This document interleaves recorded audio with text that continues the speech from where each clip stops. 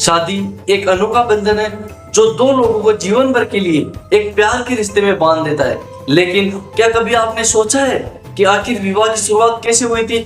आपको ये जानकर हैरानी होगी कि विवाह की परंपरा वैदिक काल से चली आ रही है और ये परंपरा पूरे विश्व को भारत की ही देन है। हजारों साल पहले विवाह की परंपरा वैदिक काल से शुरू हुई और धीरे धीरे समाज सभ्य होता गया।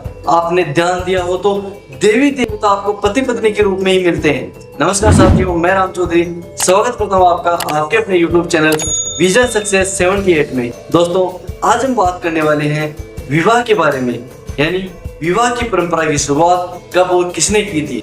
पौराणिक मान्यताओं के अनुसार शुरुआत में विवाह जैसा कुछ नहीं हुआ करता था। स्त्री और पुरुष दोनों स्वतंत्र रहा करते थे। विवाह जैसी कोई परंपरा थी ही नहीं। जिसका बल चलता वो महिलाओं को अपहरण करके उनसे संतान पैदा कर लेता था और ज्यादातर महिलाओं को ये तक पता नहीं होता था कि उनके बच्चों के पिता कौन है। पुरुष और महिलाएं कबीले में रहते और उनके बच्चे भी कबीलों में ही पलते।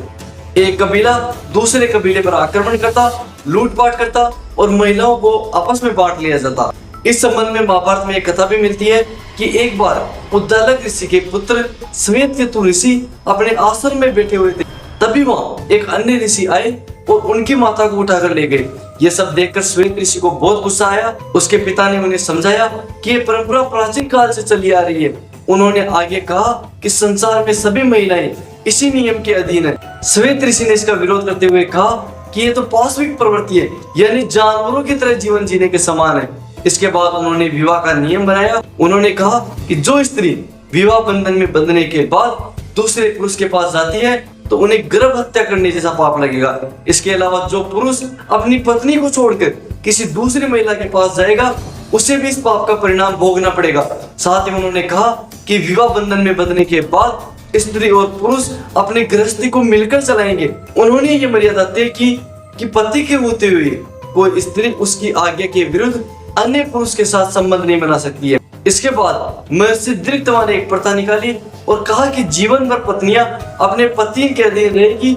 इसके बाद पति की मृत्यु होने पर भी लोग उनकी पत्नियों को साथ में जलाने लगे, जिसे सती प्रथा कहा जाने लगा। इसके बाद आर्य जाति के लोग एक से अधिक स्त्रियां रखने लगे, इसलिए इस नियम को बनाना पड़ा। उस समय तक विवाह दो प्रकार से हुआ करते थे। पहला, झगड़ा करके यह कन्या को बहला फुसला कर ले जाया करते थे। दूसरा, यज्ञ के समय कन्याओं को दक्षिणा के रूप में दान कर दिया जाता था। इसके बाद विवाह का अधिकार पिता के हाथों में दिया गया, जिसके बाद पिता योग्य वरों को बुलाकर अपनी बेटी को उनमें से चुनने के लिए कहा करते थे। और कहा जाता है विवाह पहले 8 प्रकार के हुआ करते थे: देव, ब्रह्म, आर्य, प्रजापति, असुर, गंधर्व, राक्षस और पिशाच। लेकिन आजकल ब्राह्मण विवाह ही प्रचलित है। तो दोस्तों, ये थी विवाह की शुरुआत कैसे हुई और पहले विवाह कैसे हुआ करता था, उसके बारे में संपूर्ण जानकारी। वीडियो अच्छा लगा तो चैनल को सब्सक्राइब करना नहीं भूले। अगली बार तक सीखते रहे, बढ़ते रहे। धन्यवाद।